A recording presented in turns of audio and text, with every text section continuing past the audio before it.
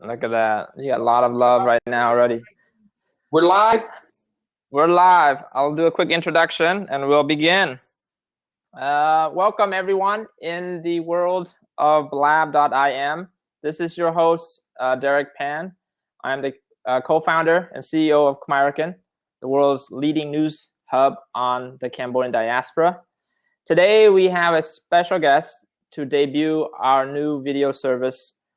His name is Chris Cravens, aka C Crave. We've been following his work for the last couple of weeks and months, but the last couple of weeks we've been intensely following his progress. By far, he has the most viral Khmer music video in Khmer America today with the song Kamiya Rep. Today, we're gonna spend some time to talk to him, to get to know him a little bit more, and just get to know him. So we want you to contribute questions. We want you to feel free to engage with us. This is our first time. It's unscripted. It's unedited. Be yourself. Know that's being recorded, but at the same time, this is a fun conversation, and we want to get to know Chris as much as possible. So without further ado, please welcome Chris. Chris, tell us yourself. Tell us a little bit about yourself, and why did you make this Khmer rap track? The Khmer rap track. I mean, once we went ahead and put out the first little rap that I did several months back, requests started flying in like, yo, do a complete track in Khmer. And so, I started working on it. I had my boy Bad Example help me out with some, what a lot of people like. I used to know a lot more Khmer than what I know now. And so what it is, but once I moved away from Stockton, then after that, it's like if you don't use it, you lose it. And so I had to start teaching myself Khmer. So I wanted to make sure I was saying everything properly. So I did have my boy Bad Example help me out a little bit, just I put together the majority of it, and, just making sure. But basically, I want to go ahead and put, the Khmer rap out there to represent where, what I grew up around. I mean, because a lot of people say. For the record, Chris. Are you Khmer? For the record, am I Khmer? For the record. Yes, because I'm sure you get this question so many times. Are you half black, half Khmer? Set a record straight right now on Khmer TV. Are you half Khmer? I am not Khmer. I don't have an ounce of Khmer blood in me. I am 100%, 117% Khmer. So that is for the record, right? For the record, this is being recorded. This is for the record. I was not found in the jungles of Cambodia. That's not how it is. Like that. So no. Tell us a little bit. So you grew up in the Stockton area, where it is the 5th largest Cambodian community. Tell us your upbringing around Cambodians. Any fond memories, and just share your little bit experience with the Cambodian community in Stockton. That's where I'm assuming you grew up, right? Yeah, definitely. I grew up. I moved into what it was called the Phoenix Apartments when my family and I was around 6 years old. And from there, our cousins lived there already, and when our cousins lived there, but they moved away. And so at first I actually, and this is crazy, and we still talk about it to this day, with my friends and my family and everything. And I'm talking about my Khmer family and all my homies. We actually didn't get along at first.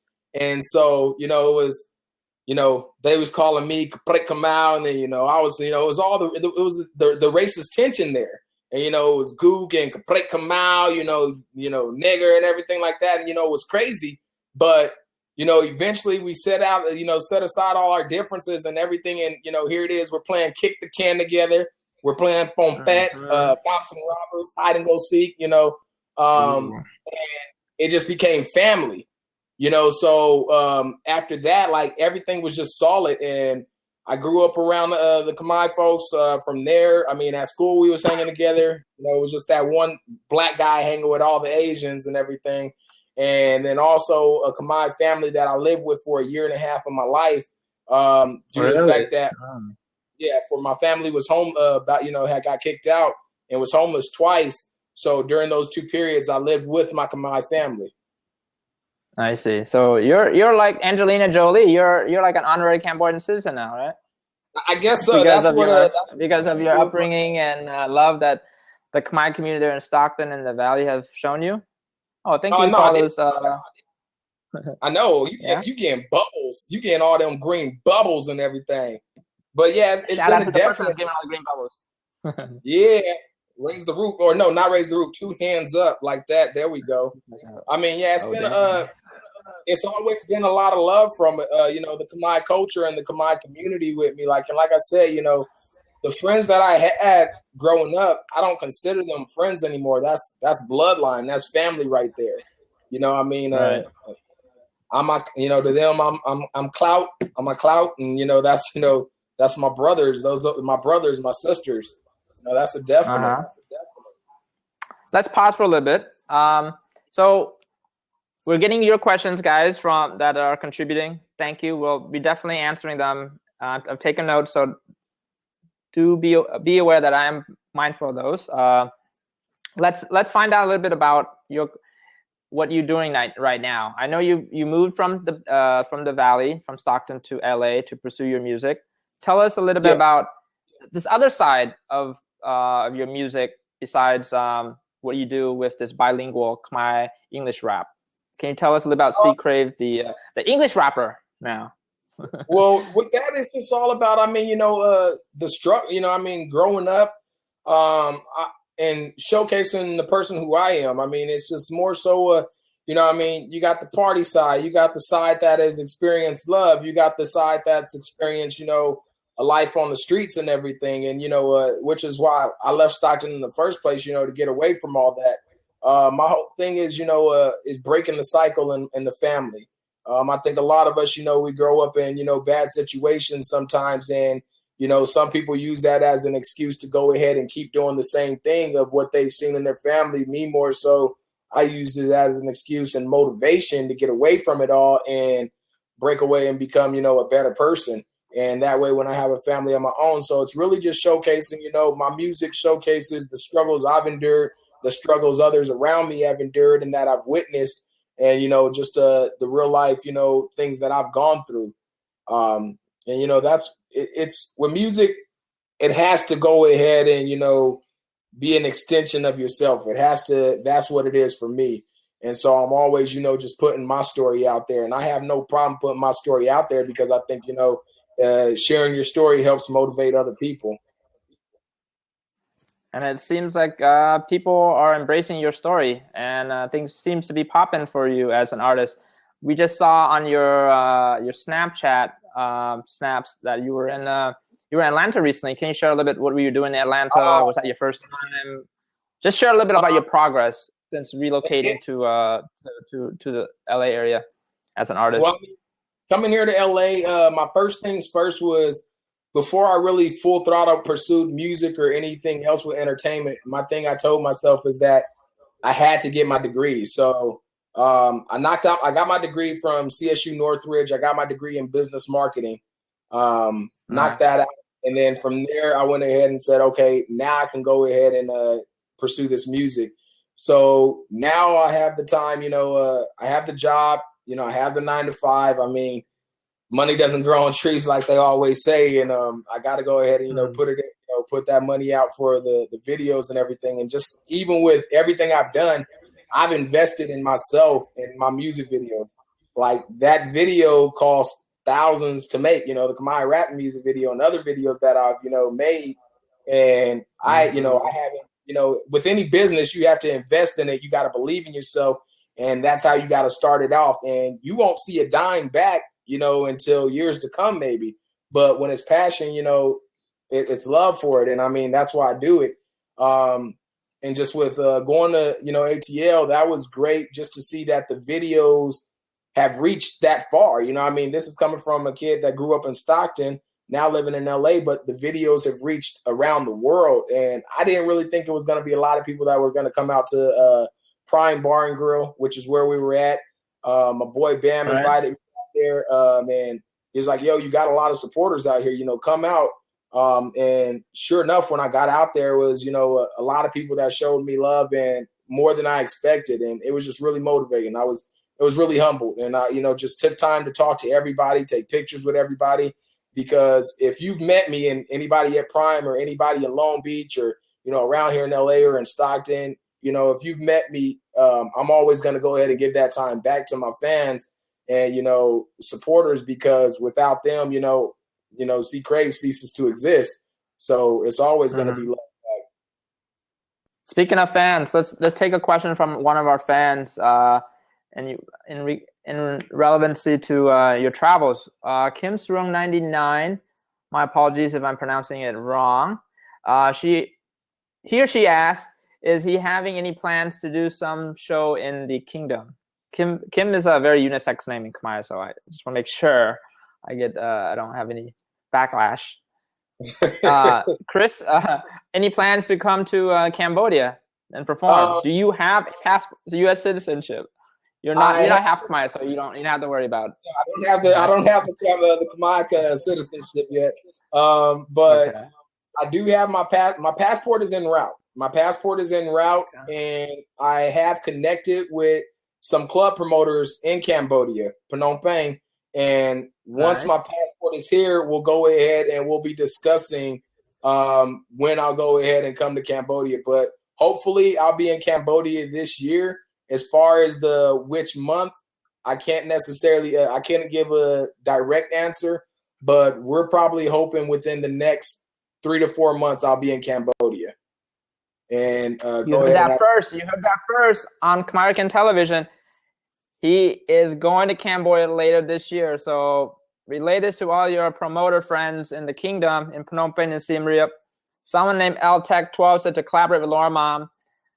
But just you heard it here first, and we're pretty excited to follow that. I'm excited those updates from you. Because it'll be your first time, right? I'm assuming. It'll be my first time, and ever since from growing up with my Khmer friends and everything, I'm a history. My number one thing is history. I love history, and there's so much history and so much culture within the Cambodian culture, and of course, you gotta put Angkor Wat up there as just one of the greatest architectural feats in the history of the world.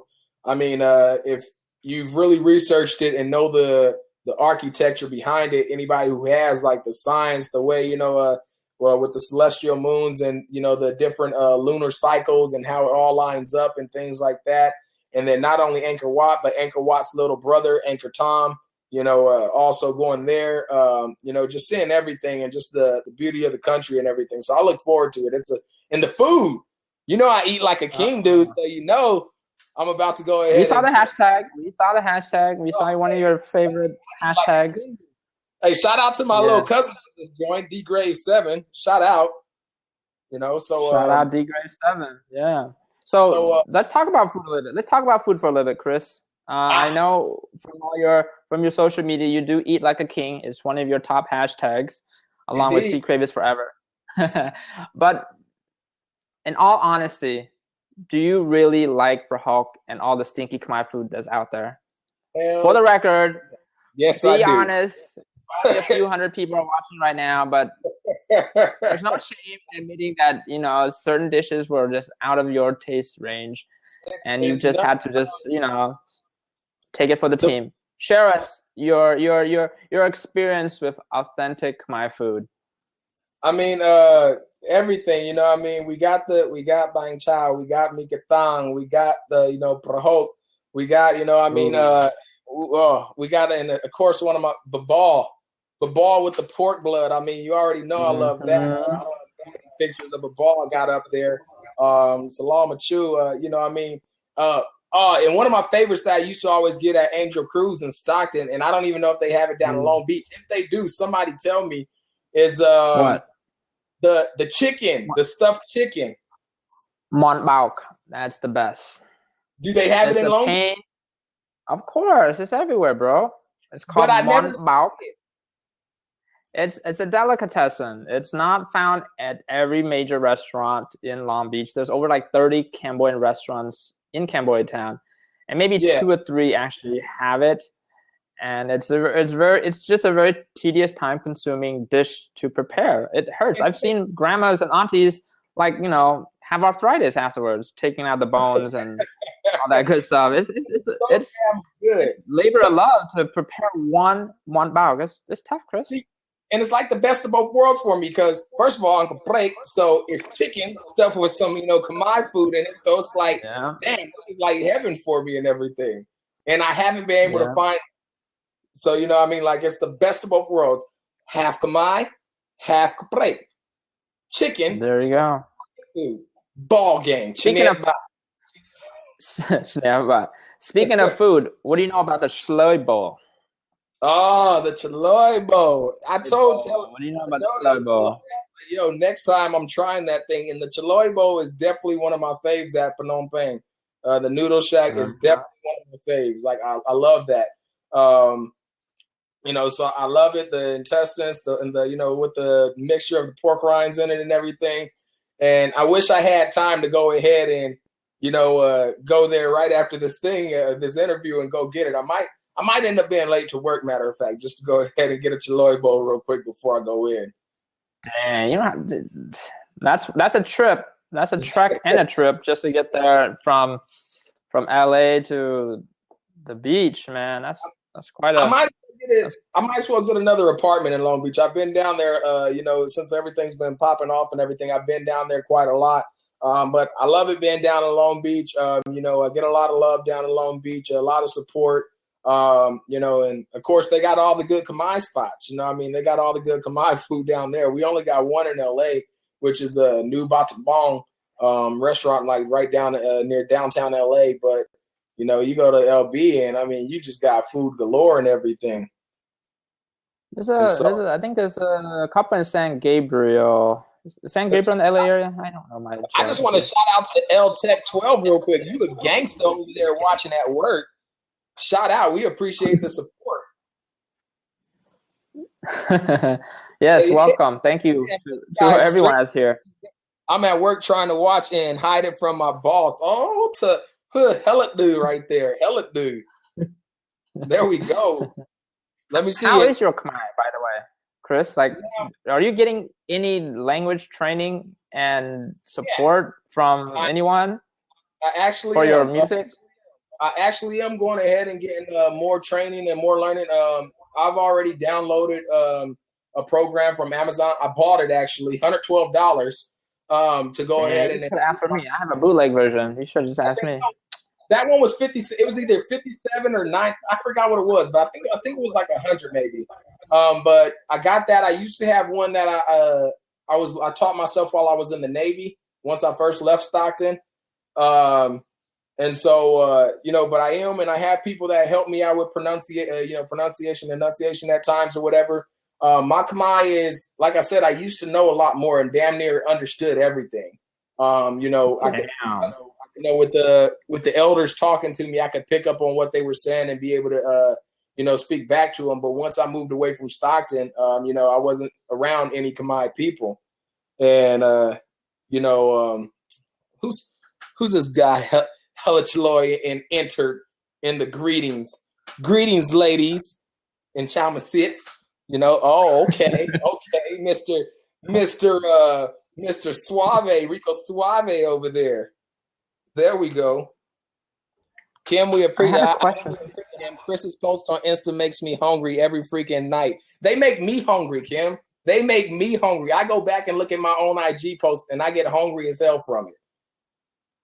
I do. True story. We're supposed to get him to come on right now. I don't know why he's not clicking the open seat. I made the seat open for him. Hello, Shloy, get in. There he is. Wait. Sorry, D-Grave. There it is. L Tech, I hope if your boss says anything, just let me know. Oh, damn! Roy in the building. Welcome our special cameo guest, Hellish Loy, aka, well, it should be the other way around. Panit Dung, aka Hellish Loy. Thank you for dropping by, unscripted, unprepared, for this conversation. What are you doing? You know, just chilling, chillaxing. Y'all getting that snow too? I had people on ATL shoot me videos of they getting snow out there right now. It already melted. I think the south, I don't know. I'm not sure. It's already melted over here. I think like New England has snow still, but ours is like rain mixed with snow, so it didn't stick. Hey, Hella Chaloy, I got a quick question for you real quick. I was out in ATL and then they was like, I kept saying like, because I wasn't up on game, nobody told me about anything, and they was like, everybody kept saying low. Everybody, I'm like low, and I'm the only one saying Lowell, and everybody kept saying low. So yeah, that's how the Khmer. That's how the Khmer say it out there. They just say low for some reason.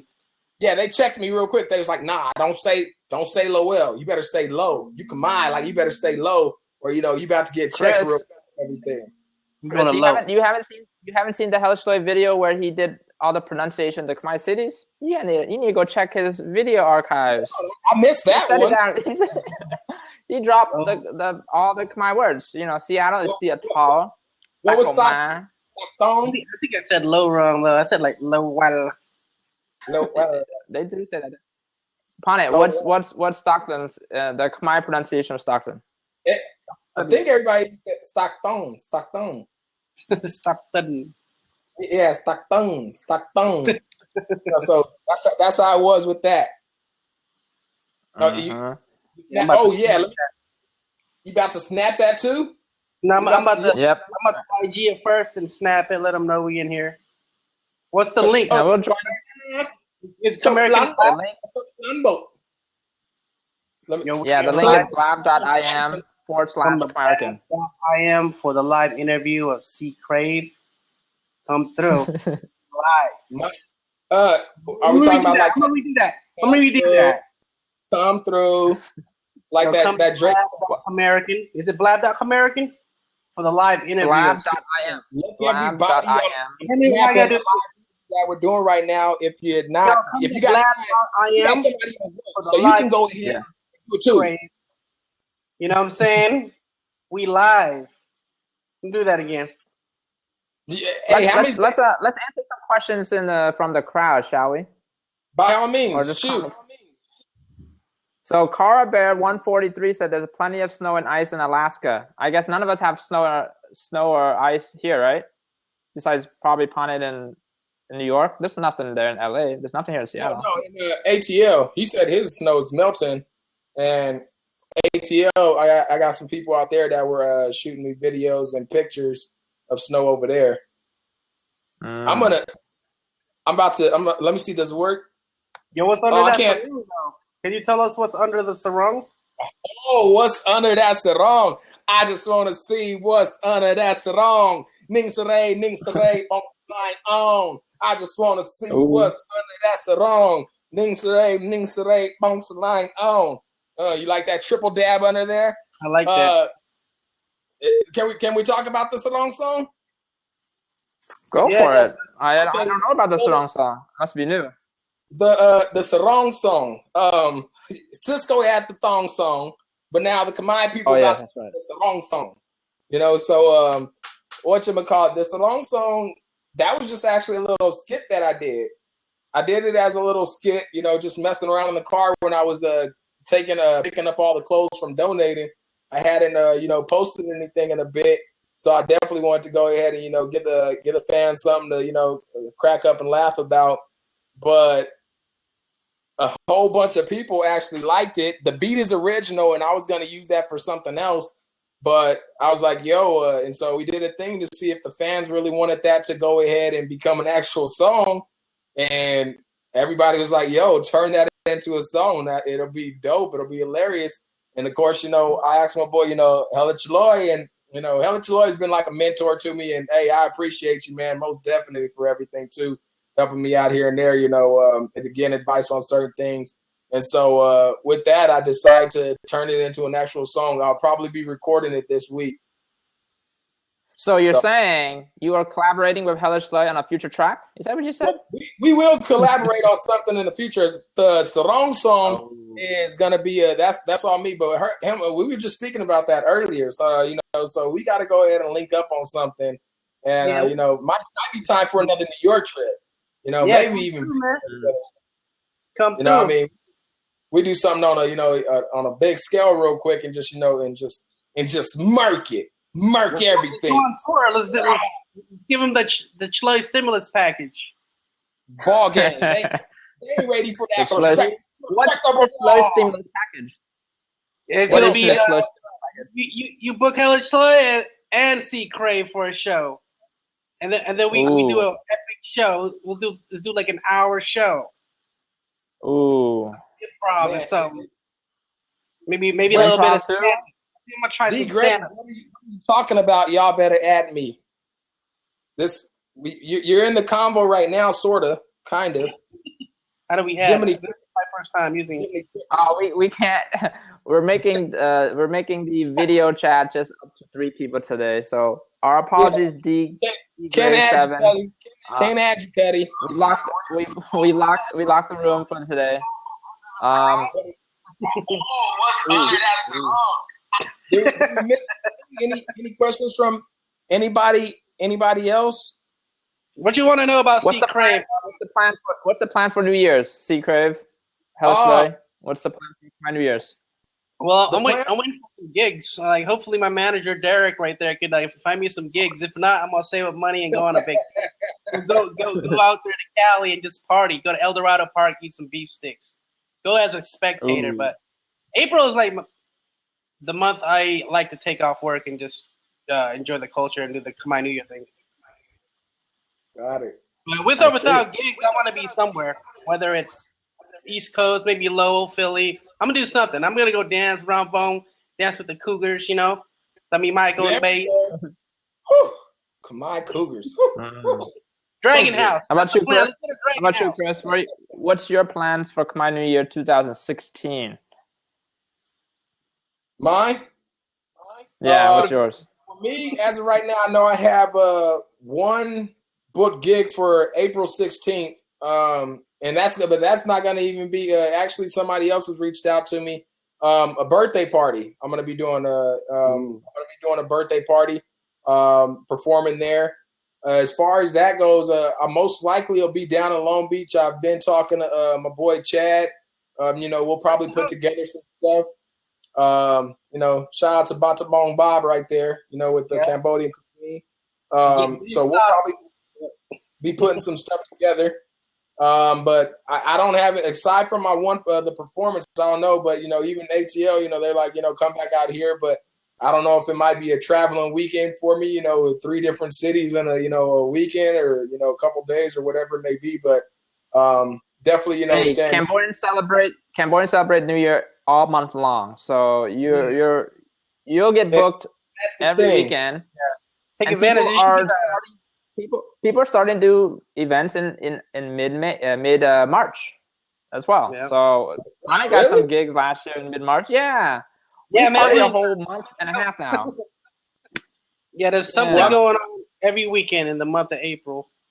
And that's what I'm thinking too. So I'm down for whatever. Anybody reaches out to me and says they want me in a certain spot.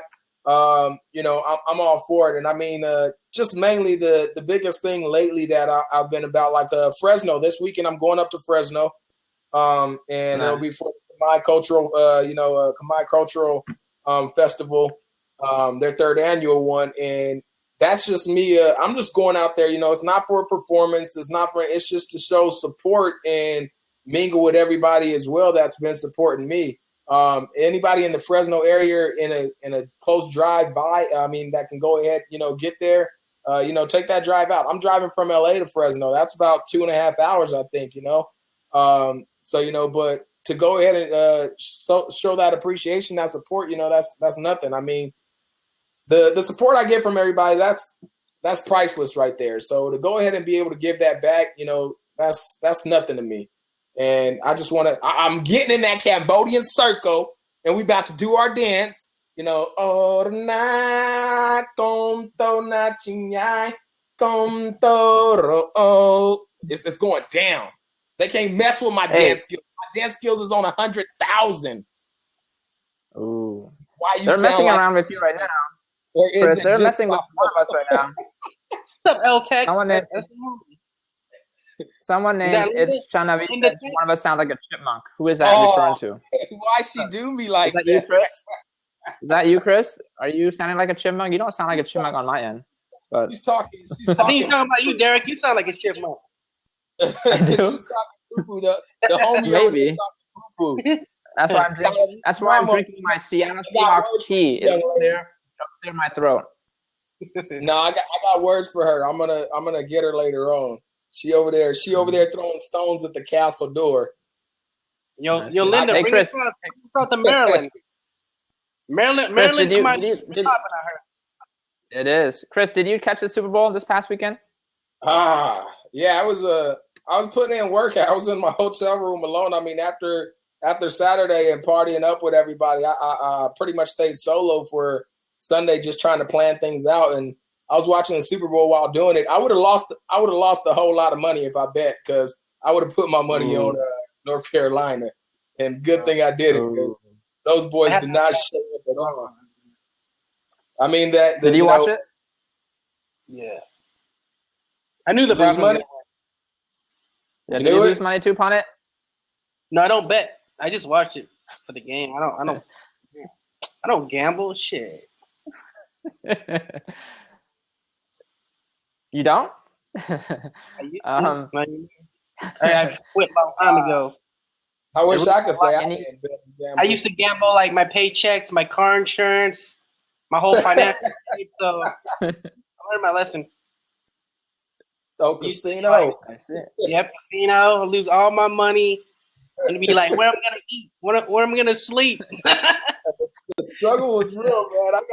I got raped in Reno when I went during Christmas, man. Like, it was all good. Like, I went in there, like, I played Pie Gal, came up like 200 real quick, like within the first, hour or so. And then after that, woo, Bot, no more. that was just, it just didn't happen anymore. I used to play Pie Gal, but yeah. That was. I just wanted to hit a royal flush. You guys don't play Clack Cloak or Apao and all those other Cambodian games for New Year? Yeah, it's my New Year. Clack Cloak is fun. I played that. I put a dub on it. One time I lost $100 though, so that shit can get real too. I lose $100 in like 2 minutes. Clock low? Yes, you can. Yeah, $20. Bet big, win big, lose bigger.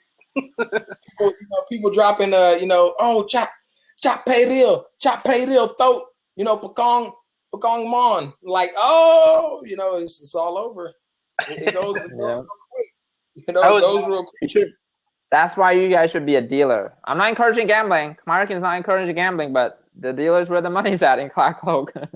Yeah, unless somebody come in and start betting crazy and go ahead and real quick, then it's a problem. All bad. It is. I haven't played. Of course, we did have Clock Cloak in the music video, Kim. This is true. And they did play that in the music video. They did play that night too. They played. They started playing. Huh? You guys were actually partying while shooting, right? Or was it just for the video? No, for the video, we pretty much turned into a party. We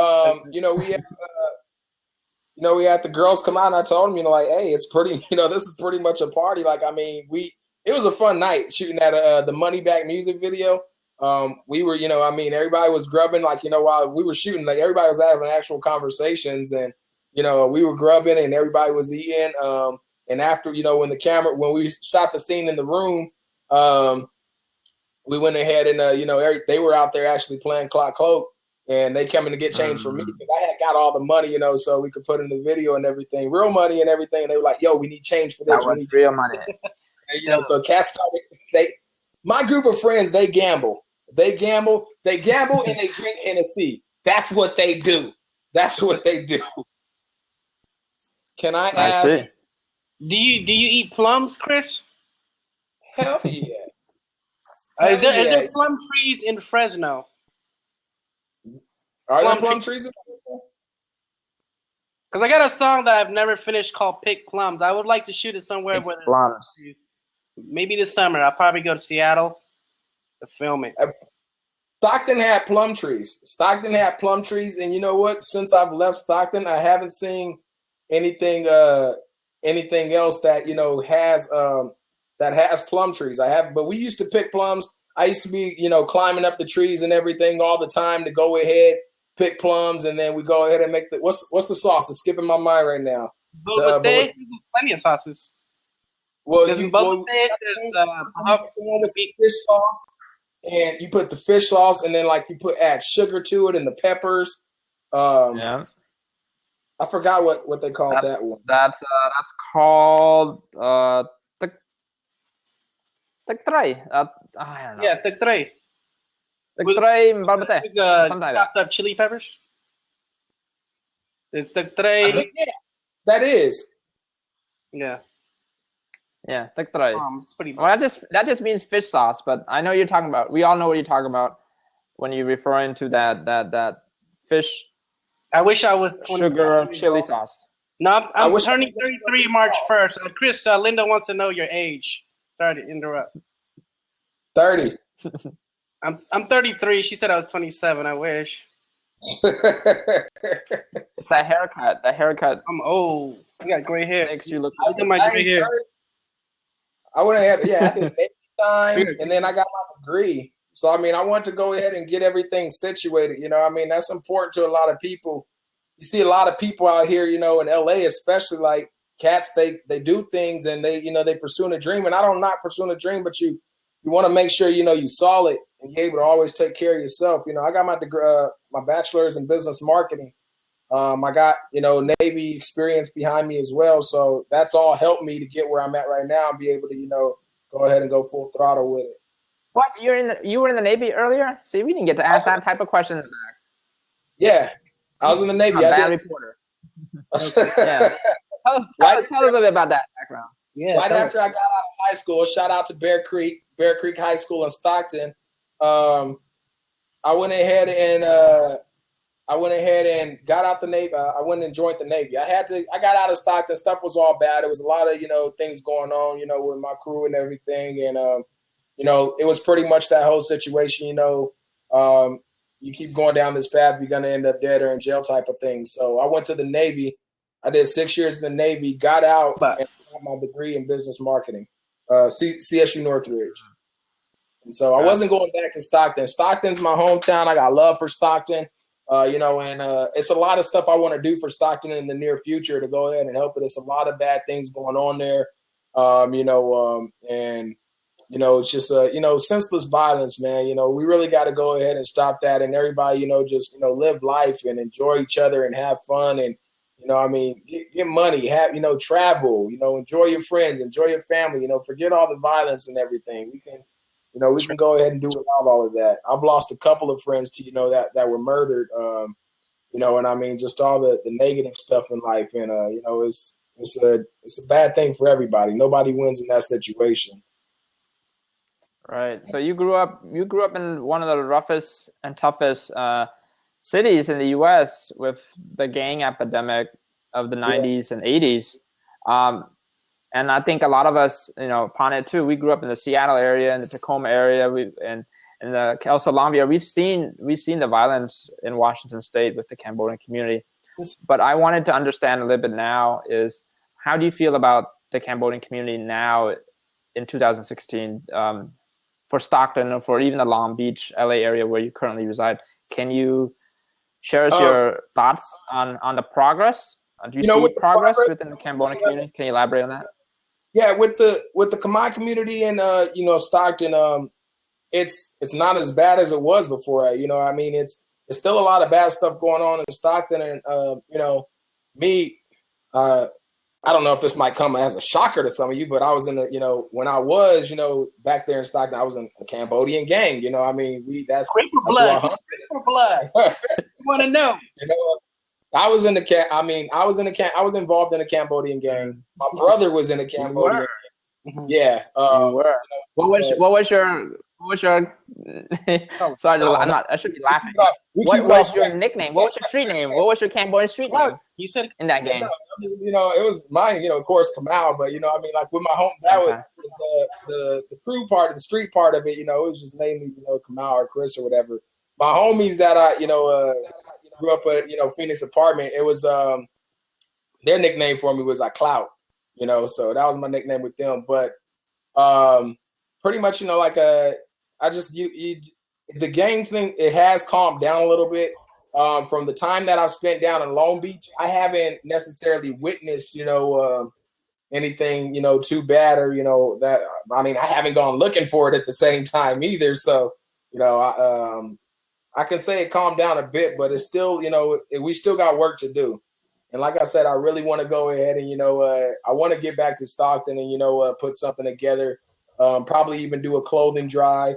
Another thing that you guys are going to hear for first, when I do come out to Low, I do want to try to how we did a clothing drive in Long Beach. I would love doing a clothing drive up there because I had people hitting me up from the East Coast and other parts asking how they could donate, clothing to help out as well. So, hopefully we can go ahead and do something like that when I come to Low. Got you. Let's take a question from our member, Linda Webb. She asks you, Chris, and Panit, given that you guys have traveled across the nation, could you give us a rundown on the different types of Khmer people from every state? Panit, you want to go first? Yeah, let him go. Yeah, I guess so. Yeah, DC is the Khmer people are more conservative from my experience when I did the Khmer Music Festival at the Buddhist temple. So they're pretty conservative as far as the elders though. But the teens that you meet are just like any other Cambodian people. They're just they're all hip. They all know what we all drink Hennessy. We all listen to the same music. But everywhere I go, it's a lot of love, and it's like almost every city reminds me of where I'm from, Seattle. Like I think every hood's the same. Ice Cube said it best. Every hood's the same for the most part. The people are all nice. They might have different slang or lingo, like Cali. They have like like the Bay Area people. They're like that's on hit. They got their own little slang. And then over here in New York, it's like dead ass, dead. They have it mad. Just a little bit of different slang. That's about it. But everybody's pretty. I'm Buddhist. Kim Strong gets. How about Panit? How about how do they live? How do they like? Can you share a little bit about their employment? Do you see any different patterns of like occupation for Cambodians in the Pacific Northwest or SoCal or from the East Coast? Can you add a little bit about that too? I'm just extending Linda Tech's question. Oh yeah, when I was in Cali, I had some friends that worked at like the auto shop. We went to visit Cheddar 3000 during his shift. He was doing like brakes and stuff. And at that time, I don't know. I think the only person I visited was Cheddar 3000 at his job. So I'm not sure if that's the norm for Cali folk. I'm pretty sure there's all kinds of jobs out there. There's people that have, Yes, Cambodians only working auto shop according to Helishly. Coffee shops, donut shops. But in Seattle, my friends worked at like Comcast, and they work, like Christensen, like the shipyards. They do like the sanding of the boats, the more physical labor. And some people have office jobs or like sales jobs. And in the East Coast, a lot of my friends are like club promoters. I don't know. Just everyone has like their own way of getting by. I do real estate full time. That's my bread and butter. And just my music, and I try to travel as much as I can and network. Got to get on the traveling level. That's what I got to step my game up, step my travel game. How about you, Chris? What's your observation of the Khmer communities in the different areas that you've traveled in the U.S.? Just any general observations and thoughts on that, in extending to Linda's question earlier. I'm definitely gonna say, just what I'll go ahead and I'll speak on, what I've seen with, I'm going to put ATL in a category of itself, and I'll tell you why. But I'll stick on, Stockton and LB from, what I've seen and where I've spent, Stockton, of course, me growing up there, and LB, me spending a lot more time there as of recent. But I do see it as, trying to go ahead and, definitely staying close with it and everything. I mean, everybody's always going to have their little beefs, even amongst, friends have their own little beefs and, talk a little bit of mess and everything. But like, I've definitely seen that, it's a thing of preserving the culture, and I mean, especially amongst the elders and trying to reach out to, the youngsters and put that out to them. And some of the youngsters taking that up, and going ahead and trying to, preserve the culture and put it out there. And it's a definite thing like that. Welcoming. The Khmer culture to me is extremely welcoming. That's what it's been, that's my friends, of course, when, some of the skits you see posted up, even if somebody was like, I could break Lord, I mean, it was still, the mom was going to feed me and make sure I was, taking care of her, the parents and everything, like, does he want this or anything like that? And everybody, it just became like where they, growing up, they really started to see me as skin color didn't matter, and it didn't matter. And they welcomed me, as, especially the family I lived with. I was, that was 8 boys in one household. And then, the dad, was kind enough to go ahead and take me in as well. And so, that was 9 right there. But he, treated me just as one of his sons and made sure that I had everything that I needed as well. And, took care of me in that aspect. And just everyone else in general, like, you walk into a Khmer household, it's always going to be, are you hungry? And you better eat it. Don't be, it doesn't matter. If you just ate, you better eat some more, damn it. Like, it doesn't matter, so, definitely just welcoming. And, that's what I've realized with the, in Stockton, we were diverse too. And we, the Khmer's hung around, different Asians as well, Laotian, Vietnamese. But one thing I can definitely say, and while I was saying ATL, ATL was the first place that I've been to where the Asians were all really mixed up, and everybody, really, and that's one thing they even were telling me. But when I saw it, at that spot, like, and everybody was, really cool on just getting along. So, I thought that was really dope. I mean, just everybody mixed up in there, and we were turned up in prime, and just another thing of being able to turn up that much and, nobody even tripping or anything. Like, we had no issues or anything like that. So that was really, that was a really good thing. And that's one thing, like, we have these gatherings. Let's just come together and party and turn up, drink, dance, whatever, scratch all the beef. Let's just leave that at home, and just get rid of it completely. Like, let's turn up, get money, and have fun together. That's what it's all about. You know what I mean? Take it from there. Well said. Well said, Chris. We have about 7 minutes. We have about 7 minutes left in our broadcast. I know people probably want to watch us forever, all night, but it's almost 11 o'clock here in the West Coast. It's almost 2 o'clock there in Brooklyn, where Pon is at. Before we let you all go, let's take like 1 or 2 more questions, and at the very end, give information on how they can support your music, support your comedies, and all that good stuff. So I think let's see in the order of questions. S. Vong Savang X3 asked a question to you, Chris. How long did it take you to speak Khmer? That's still a work in progress. I mean, like I said, I'm not fluent in it. I'm not fluent but to learn it, I mean, of course, you're always going to understand a lot more than you can speak. I think that's just a given. So I started since, I started speaking around, 7, 8, started learning words here and there.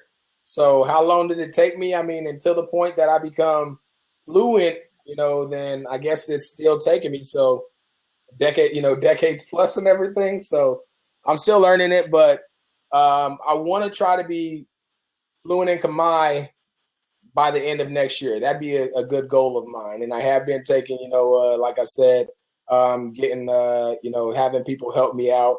I have a couple of people that help me out on Snap or, Instagram. Like if I have a question, how do you say this? Then I'll go ahead and ask it.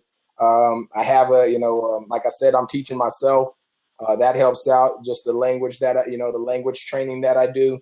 And it's crazy. People say that, oh, wow, he speaks more Khmer than, I do, or I don't know. Some people, maybe I do. It's a possibility, but I think a lot of people still got me beat out there.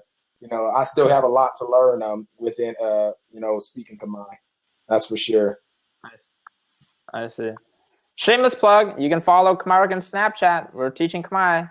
Ball game. But Chupan, tell us a little bit about your Khmer. I know there was directed to Chris, but I think people are curious. How have you been developing your Khmer language, if any? My Khmer is not that good. I could fully understand it completely.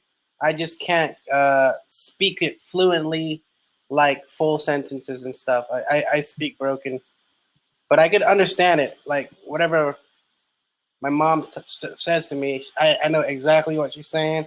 I just can't reply to her in proper Khmer sentences. It's always like broken. I think as I grew older, I just got less fluent, because I used to be really fluent when I was younger, like 6, 7 years old. I was speaking it like nothing. It was easy, and I just kind of like. You sure seem to know a lot of curse words in Khmer, though. Both of you guys. I've been called every curse word in the book. I was a bad boy. Yeah. Kim Strong just asked you. Can you read that?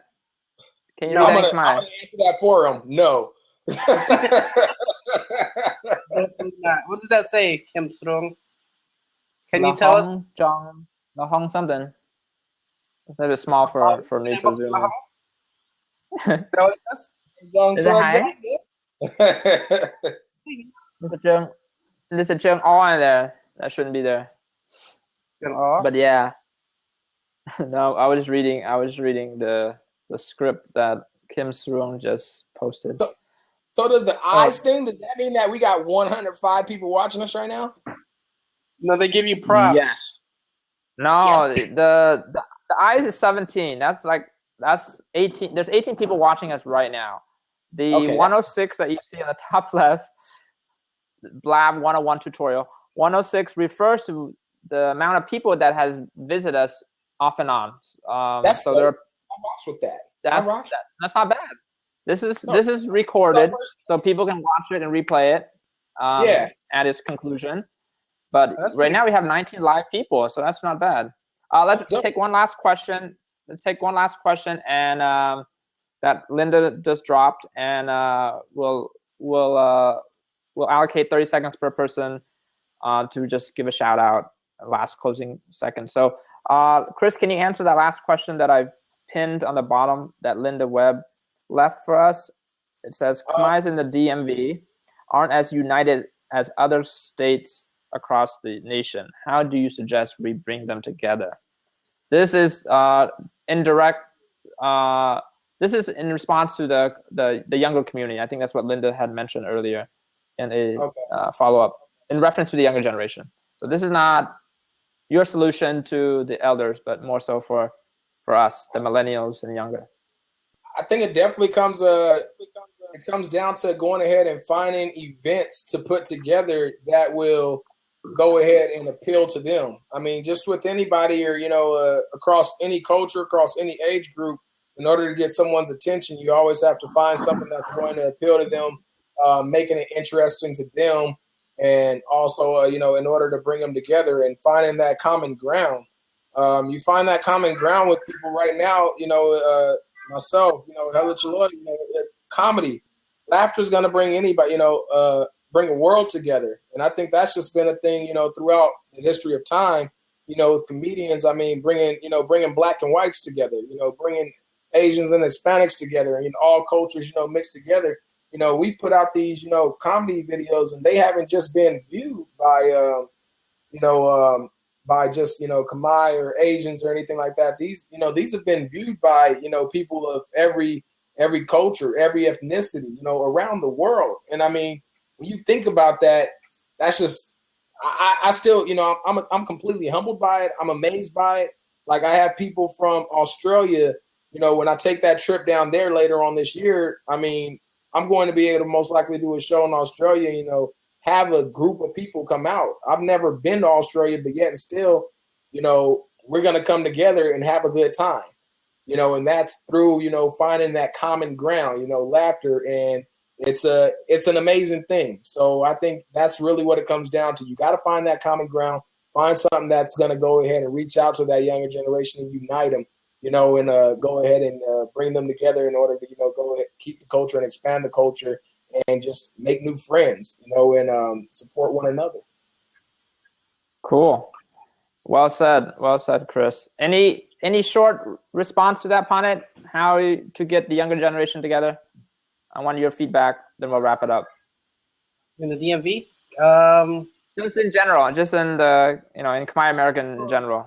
Any ideas how to get the younger generation more together? Short response, preferably. Maybe just give constructive criticism. Like, a lot of people will be like, they'll hate, they'll say stuff like, that'll bring us down, and just give us this constructive criticism to help us, understand what we need to improve as artists, or what do you like to see, or stuff like that, and just maybe support each other more. Share links. You have a friend that's posting something, share it. Like their photo. I've been doing a lot more of sharing other artists' content than I usually do because, everyone's starting out. They're trying to come up, and I think it helps a lot. It helps their morale when someone shares their music or their videos. You don't necessarily have to like think it's the you might not be like, that might be not your style of music or stuff, but I share it anyways. Like if they're my peoples or they're on my friends list, they drop something new, I'm gonna share it. That's how it gives them confidence. I think we just gotta help each other out that way, as far as social media goes, and it's a good start. It means a lot. Like when someone shares my video, I still get hyped when someone shares my stuff. You know what I'm saying? How do you feel, Chris? That's like a good feeling. Someone shares their video. People, people, it's no act. Like, right now, like, I went to ATL. I was completely humbled by it. I was amazed by, just everybody that showed the support. I'm not above anybody with this, it's just, we all on the same playing field. You got to elevate it and everything, take to another level. But, when you get that support and everything, that's everything. And I'm grateful and thankful for each and every person that does, share a video, no matter how many, every comment counts, every like counts, every share counts, it all makes a difference. So, just that support is everything, and it is encouraging. And, just what people were saying, go ahead, that pushes me to go further as well. All these bubbles coming up and everything, all these circles. A little bit too late, fans and followers. But well said. I think we should wrap it up right now. Just want to quickly summarize what both of you guys said. I think it's a very strong message. Don't leave yet, Kim Strung. I'm doing the Springer Moments, the finale sort of recap right now, impromptu style. But I heard what you said, Chris. You said organize events and activities that unites the younger generation based off their common interests, where people can come together and celebrate that activity, either it be cultural or a cultural event or a musical event that is non-related to Khmer culture. Doing events brings people together for a common cause.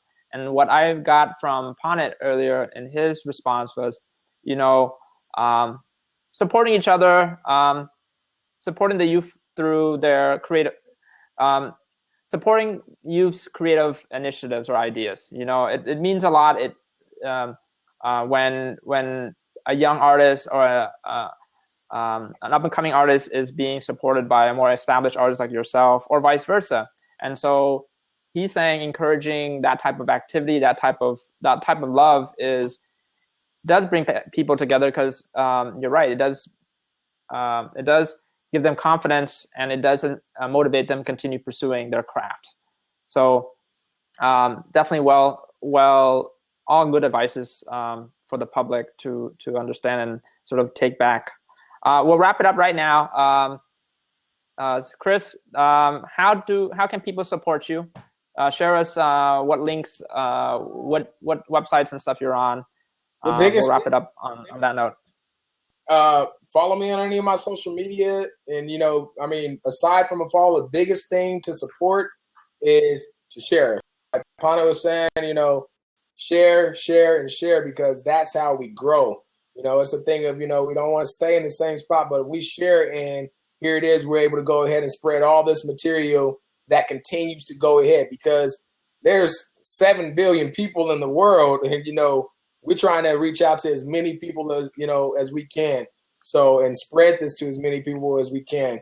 So liking a video or a page is great. Commenting on something is great. But sharing, that's the biggest part, because word of mouth is always going to be the biggest and best marketing tool out there, no matter what. So continue to share, and highly appreciate it. See Crave Music. Y'all know what it is. Thank you, Chris, for your time. And thank you, Panit Hellishley, for dropping by as our special guest this inaugural broadcasting of Blab TV on Khmer. This was fun, guys. Thank you to all our watchers today, this morning here in the West Coast. This is fun. This is a new experiment for us. And so we want to really thank Chris and Panit for joining us on this very unscripted, unedited version of our first broadcast. Hopefully, everyone here can help spread the word about Khmer TV on Blab. We have a 5 p.m. broadcast of a Central Valley area dancer and singer by the name of Aliyah Cao at 5 p.m. Thank you, everyone who's watching. And if you have any feedback for us as a company, as a media company, if you have feedback on people who we should interview in the future, by all means, drop us an email at info@khmerican.com. Let's all wave bye to Cyberworld and thank them for their time. See you next time. Part two in the future. Peace out, everyone. Late.